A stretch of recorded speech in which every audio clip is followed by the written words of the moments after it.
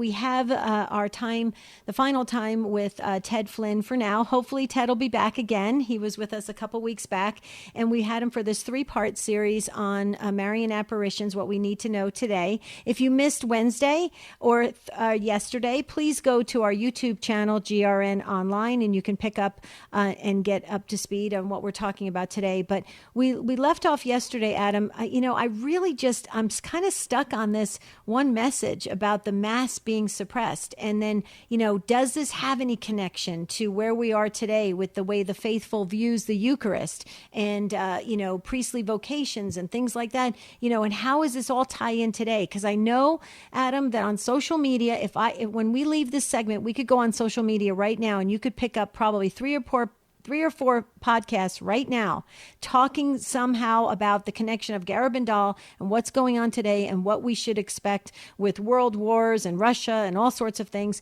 It's overwhelming. So we wanted to bring Ted Flynn back to clear up all those misunderstandings, misconceptions. Adam, real quick reintroduction for our Morning Joy listeners today. Friend of the show, Ted Flynn, is joining us this week talking about Marian apparitions.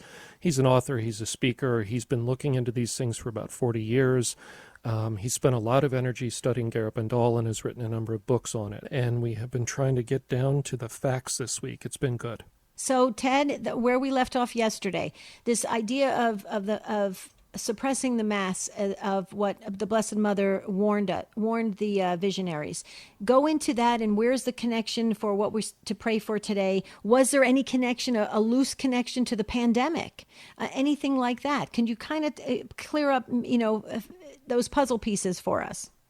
Nothing to the pandemic, but because I guess the last 2 days you've brought it up twice, specifically on the suppression of the Mass, which is obviously on your mind, as well as many, many, many people who have actually read these messages. So what I'd like to do, if you'd give me the liberty, so we can stay an apple to an apple. As I said, my book, I've written on Akita, Guadalupe, Lourdes, every apparition you can think of.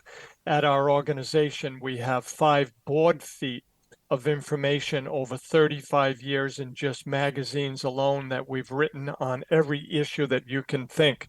But for this book, I specifically, as I said, wanted to stay an apple to an apple.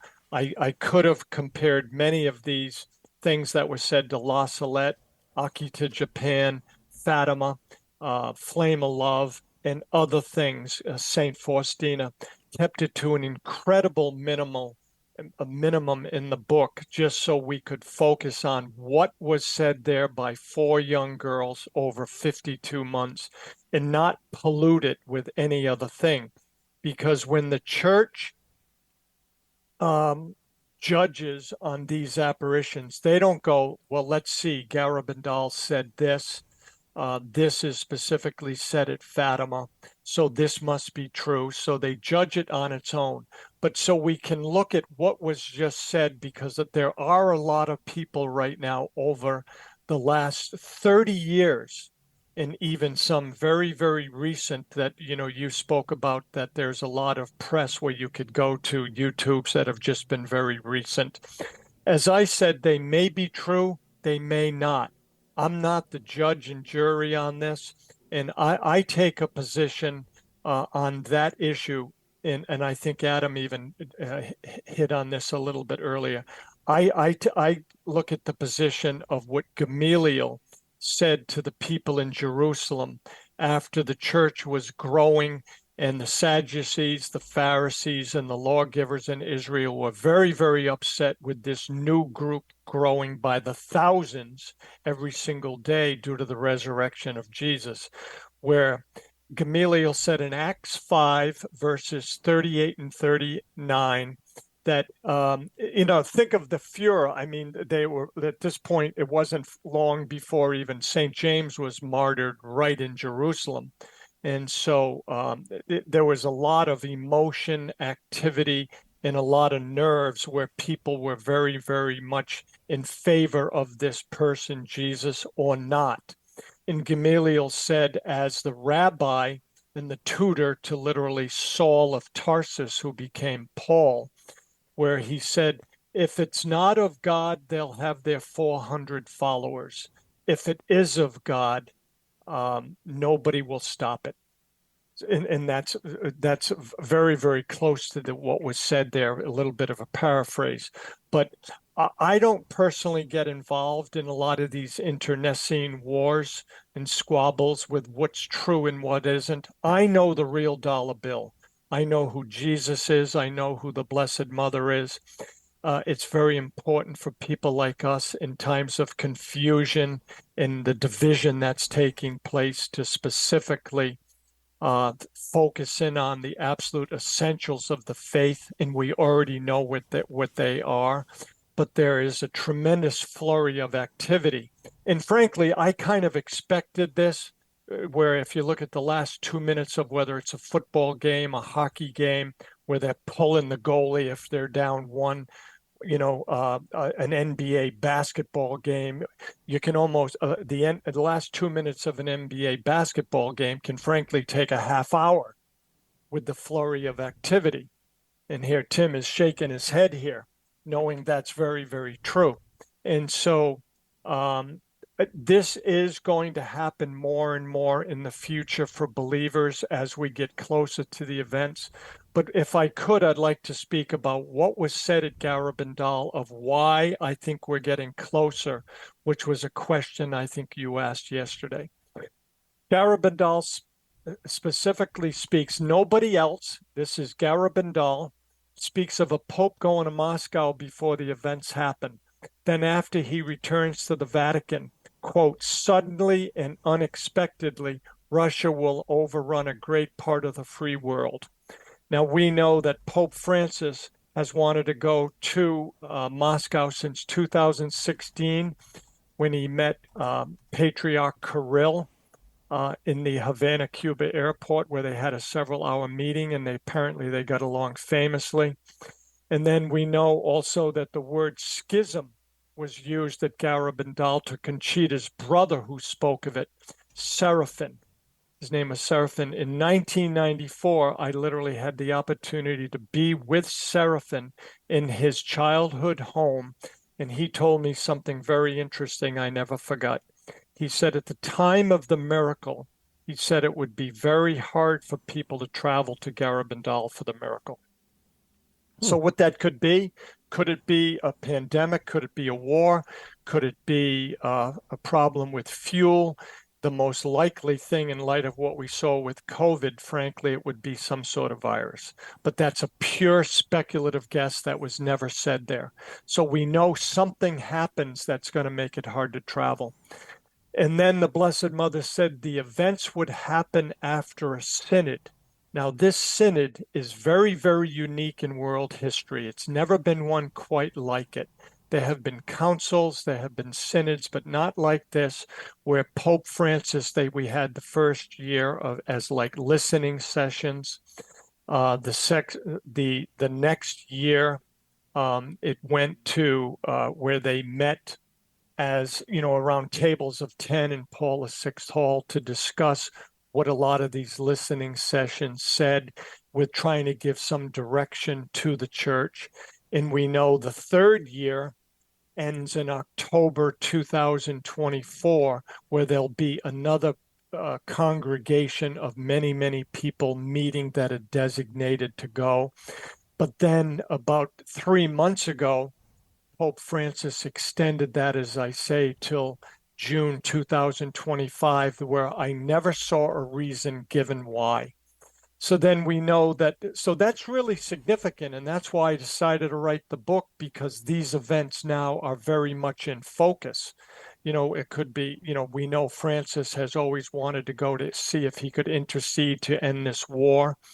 And then it was also said that the Mass will be very difficult to say near the time of the events. So again, what could that be? So, Ted, I want to jump in on that point, and I think we have about 2 minutes left on this segment, but here's what I want to jump in on, and this goes back to what Deb is thinking of. She said the Mass would be suppressed, and it was in the midst of Vatican II. The Latin Mass wasn't completely removed, but it was suppressed, at least largely, and the Novus Ordo happened. However, you said that one of her main points was the Eucharist is so important. I don't think she said the Eucharist would disappear, meaning that the Mass would cease entirely, that there would be no Mass and no Eucharist in the world. Presumably, she would have been clear about that if she was saying how important the Eucharist was. And what you just said triggered me, because you just said part of the message was the Mass would be difficult. So the Mass is still in existence at the time of the miracle and the warning. So I just wanted to point that out, because I'm sure some people are saying, oh, that means the Novus Ordo isn't real, the Eucharist isn't real, the consecration isn't real. No, anybody that is listening to this, drive time or sitting at home doing the laundry or anything else, this is not a message that I'm conveying in any way that this is the battle between the TLM and the Novus Ordo and its validity. I'm merely conveying what was said there then, that the Mass would be suppressed. And at that time, it was the traditional Latin Mass in 1961. And we also know that Pope Francis is apparently supposed to issue some sort of document in July of 2024 on more sorts of guidelines, rubrics of the saying of the traditional Latin Mass, from what I read about a month ago. Mm-hmm. Now, whether or not he's going to release it or not, I don't know, but it's been stated that something is to be released from the Vatican. Okay, we're going to have to go real quickly now and tie up all the loose ends here of all the thoughts we have and all the conversations we got going on about this and Garabandal and the Marian apparitions. Let's quickly, Adam, do you have anything else to share about that? Because you and I were thinking the same way about this, and that's what I think is important. If we bring folks on like Ted, who can really clear up all these confusing statements that are going out there, I think it can help the faithful really stay focused in their spiritual lives, very confident in their spiritual lives, going to Mass, knowing that it is the Mass and Jesus is truly present, body, blood, soul, and divinity in the most holy Eucharist. I think it's very important. So, and hey, you know what? Today is First Friday, so I think I think this is so timely that we're having this discussion. Adam, any final thoughts or questions, and then we'll move on to the new norms. No, I think we're clear now, or I feel that we're clear that the message was not that the Mass overall would cease to exist. It was the Latin Mass would be suppressed, and in fact it was. But we know the Eucharist is still here, and we know because there was other messages that the Mass would be difficult at the time of the warning and the miracle. We know that within the kind of construct that was built in these messages, the Mass is still existing at that time, which is, in the future for us. So just to, be crystal clear on that, it's the Eucharist is still with us, Jesus is still with us, and this is according to Garabandal. And remember, everybody, keep it in context. This is private revelation. This is not dogma.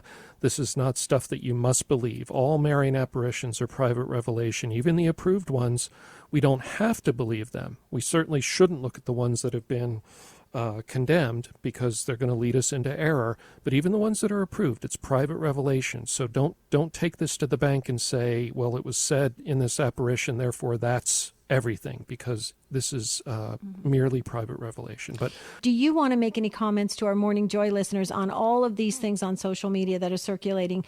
Do you want to issue any just caution or anything that we should be looking for, because it's out there and it's very addictive, Ted? It is, and that's why I mentioned Gamaliel, of which many, many people will know. And there's also, and this is a very, very important question, literally right this moment, for many, many reasons. And one is that this is the reason I stayed with Garabandal. I anticipated that this would come up in the future. But there are many visionaries, mystics, locutionists that have their own opinion. There is no ifs, ands, or buts in that. In terms of even the timing between the warning and the miracle, they have their feelings on that, where they've actually projected dates. I don't make a judgment on that. I've been doing this for a long time. I mentioned Gamaliel. And another story that I like to tell that I think will help people understand of how to deal with this is there's a story in 1st and 2nd Samuel where David is being chased around the desert by Saul. And there's a verse in First Samuel where it says, Saul knew not the Spirit did leave him. And so Saul had, in essence, gone bad. He was very jealous. David slew his 10,000s, Saul his thousands. He was, in essence, a jealous king, and he was out to kill King David. So King David had an awful lot of attributes that Jesus himself said, David is a man after my own heart. Think about that, of how profound that is, that God said that about a man with his characteristics, attributes, virtues. And so David one night when he knew where Saul was sleeping in camp, he waited across a river and he stuck his spear next to Saul's helmet. And so that was very, very clear what David was saying, that he could have taken David's life, but did not. So David the next day taunted Saul from the other side of the river. And what's very interesting about that, the Lord rebuked David, not Saul. And what the Lord told David is, he said he had been the Lord's anointed. He was not to, in essence, deal with him. He was the Lord's property. So him sticking the spear next to Saul's helmet when he was asleep was not right. So who's rebuked? David. So what happens 3 chapters later? Saul is dead and David becomes king of Israel. So we know there's repercussions. So I think to deal with one issue very, very clearly, the messages of Garabandal say what they say. If somebody else has another opinion on the timing of these events or what's to happen, it may or may not be true. But if you want to stay, as I say, measuring an apple to an apple, stay with that, because right now, over the last number of decades, I've seen a lot of people predicting things and they don't always happen. There are many people who are very, very good and they do happen. So I go back to Gamaliel. Let's let it play out. And in the meantime, let's stick to the rubrics of our faith. In the 3 minutes we have left, so we have to be real brief here, Ted, could you run through the 6 new categories of types of rulings on the Marian apparitions? All right. We know that there used to be 3 from the norms of 1978. Approved, left alone, which is Garabandal, Medjugorje, and others, and 3 condemned, which there aren't many like that in condemned, but there are people that it pretty much happens over time where nobody pays attention to them because they absolutely know it's not going to happen. So the 6 today, basically 5 of the 6 are basically fairly negative. And the reason that the Vatican did these is due to the internet. There's so many frauds out there that in information being disseminated with everybody with an internet connection at 2 a.m. with insomnia is just saying something that they're really not fact checking. And so the Vatican, in essence, in the prudent side of this, is saying, we need to do this. The 5 remaining norms are to bishops to be very, very cautious with this. But the main point is, up until Vatican II and the post-conciliar church, it was basically the bishops who had the authority. It's their domain. It's, in essence, you could think of it like a king in his fiefdom. It's the king who knows every single thing that's going on in his in his fiefdom, and so a bishop is playing that role as well. And so he knows who the people are, he knows the priests, he knows who to trust, he knows where there's prudence, where there's discretion, etc., etc. So what these new norms do is everything to do with the supernatural and the miraculous. They're sending to Rome now to be the final decision. In essence, that's the absolute kernel of the major change in the old norms from the new, due to the limited amount of time we have to explain all 6 categories. That's in essence it. So It Ted, goes, everything goes to Rome now. Wonderful. This has Perfect. been an amazing 3-part series on Marian apparitions. What we need to know today, instead of going to all these podcasters out there and picking up all this new information and trying to figure it out ourselves. So, Ted, you've been so gracious and so generous with your time.